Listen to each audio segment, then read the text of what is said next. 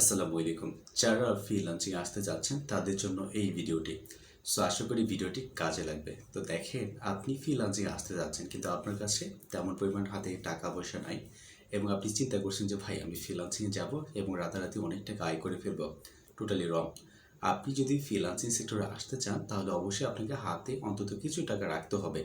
যেমন ধরেন, আপনি যখন কাজকর্ম করবেন তখন তো অবশ্যই আপনার আয় হবে না শুরুর দিকে, এবং ওই সময়টা যদি আপনি খেয়ে পড়ে থাকতে পারেন আর কি।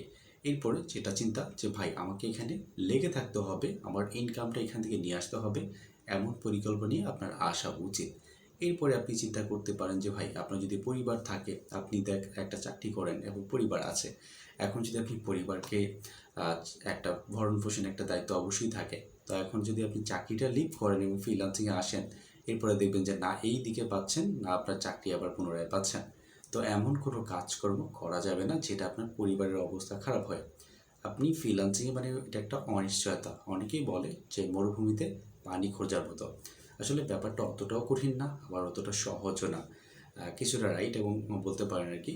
ফ্রিল্যান্সিং করতে গেলে বা অনলাইন থেকে টাকা আয় করা যতটা না সহজ, ততটাই কঠিন এই কাজটা বাস্তবায়ন করা। হ্যাঁ, তো বাস্তবায়ন করতে চাইলে আপনাকে কী করতে হবে? আপনাকে বেশি কিছু করতে হবে না, হয়তো কিছু টাকা আপনাকে হাতে রাখতে হবে যাতে করে আপনার সংসার আদি চলে আর কি। এরপরে আপনি 2 থেকে 3 মাস সময় দিবেন এবং এই সময়টা আপনাকে এমন কোনো টেকনিক খুঁজে বের করতে হবে যে না আপনি কাজ পাবেনই।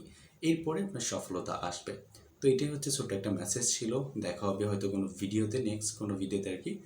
আর যদি ভিডিওটি বা এই সাজেশনটা আপনাদের ভালো লাগে অবশ্যই আপনাদের গ্রুপে শেয়ার করবেন।